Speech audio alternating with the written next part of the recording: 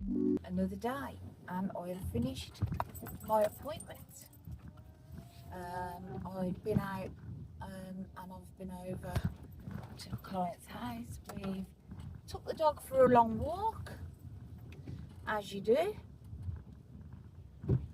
and had a nice cup of lemon, ginger, and I think there's a bit of turmeric tea. Beautiful tea, really nice. So we've been for an hour and 20 minutes over that way, and now we're heading on back home. So I hope everyone's okay. I got up this morning, had a lovely menthol bath.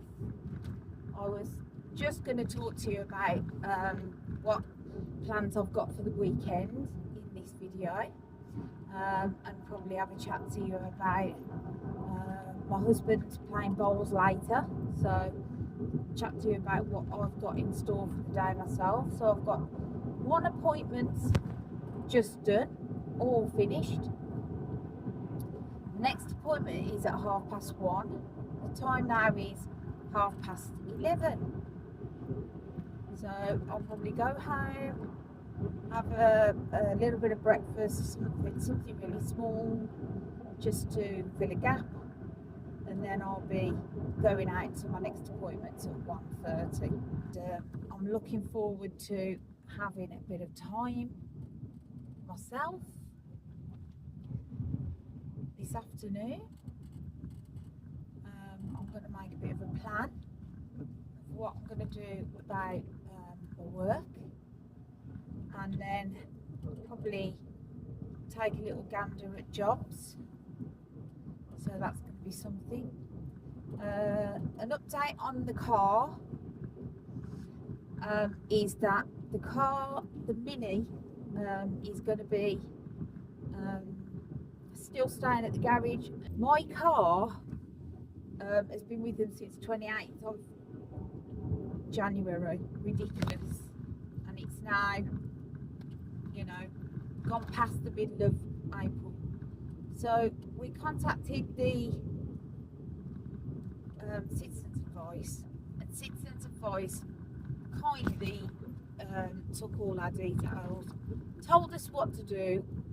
They've told us to communicate with them, all of the parties concerned. So that's the dealer, that's the people who have got the car at the garage, which is the warranty garage, and that's the warranty people as well. So 3 different parties. Now it's a complex case. They've actually told us that they are basically going to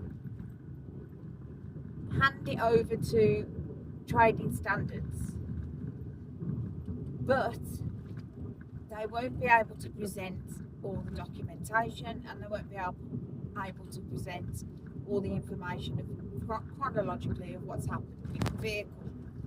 So they recommended that we contact our Member of Parliament for our area, so our MP, our local MP, which is Jeremy Wright. I actually know Jeremy Wright myself. He's Kenilworth constituent, and I'm going to be, we've emailed him across all the details, and his secretary came through to us yesterday asking information on the details of the parties, the people who are obviously involved, like I've said before. So we've handed over all that information, and they wanted to know exactly what they can do and what Jeremy can do to actually assist, and we explained about the fact that Citizens Advice said you need to get trading standards involved. So we're doing that for consumer rights. So it's going to be a long process. It may well be a legal battle, but if Jeremy can move things in the right direction with trading standards, because you can't actually go directly to them for this. It has to be an organisational body that actually does the movements and talks to trading standards. So we're hoping that he'll be able to move forward with getting that process started, because once it's in their hands, then it's up to them whether they want to take the case. And then other than that, it would be us as well taking the company to court, who is actually at fault. And that's how it's going to stand. Up until now, we're still in limbo, but that's what's happening.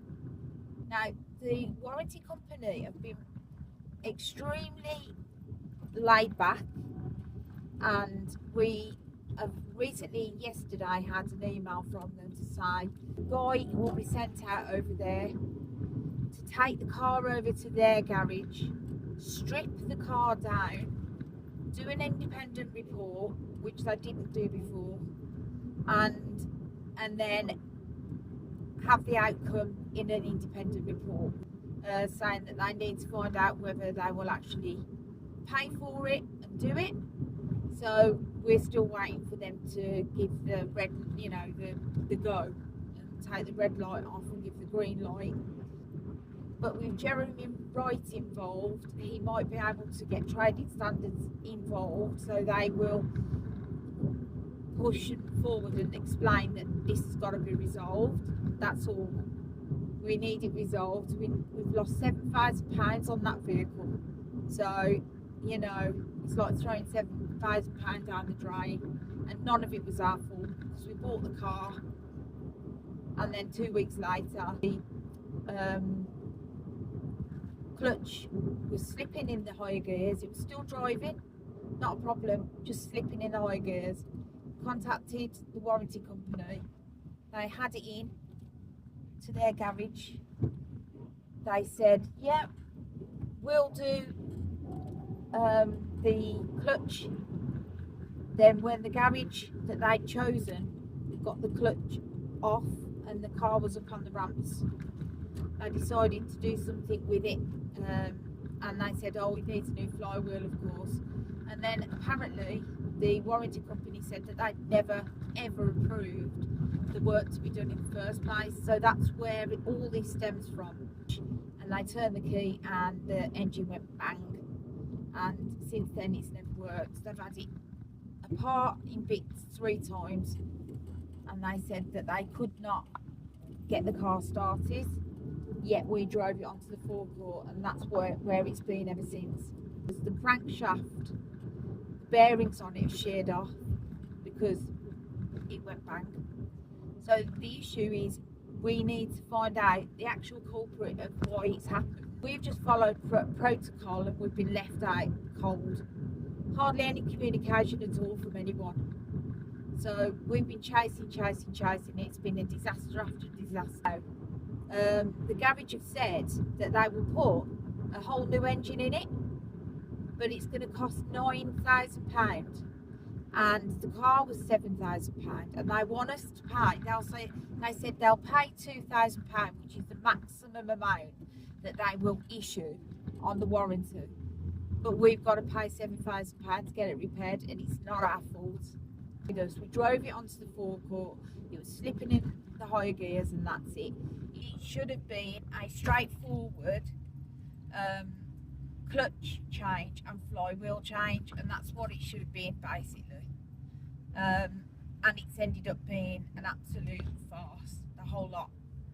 So what we'll do is we'll wait and see what happens, but obviously it's in the hands of Jeremy right now as our local MP. See if he can help us with trading standards. I'm just coming through Kenilworth, and I'll be home really soon, and I hope you're all having a fabulous day. It's a very dreary day today. It's not the best. I wish it was better, but the blue sky's underneath the clouds. If only that cloud would move, but there doesn't appear to be enough wind pushing it away. So let's just hope it gets better, because Paul's playing bowls later for his team, and I wouldn't want it to be tipping it down for him. So between me and you, have a lovely rest of your day, and I will talk soon. Don't forget, you do the things that make you happy. right? Love you loads. God bless. Bye. Right, so I've come back and I've just got an update. I've just phoned Jeremy Wright. His office has spoke to 2 people that have got the case. Now, my husband, who's over there, let me just show you. There he is, my lovely man. He's go on. Where is he?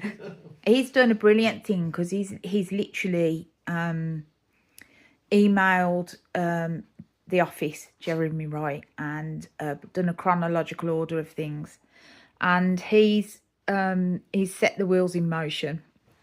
He's been really good trying to get everything done. It's been a task for him, especially having a full-time job, working from home as well. But I've just called them and spoke to them and explained who we are, because on paper you wouldn't know from Adam some of the stuff if you're sending it into a councillor's office, an MP's office. So basically I've just phoned and explained what's the situation a little bit more, as in on a personal stance. And also they said that they've got it in hand and they're looking into it. So we're hoping to hear that he's been able to contact Trading Standards for us on our behalf. So that was the last. All right. So I'll see you all later. Bye-bye.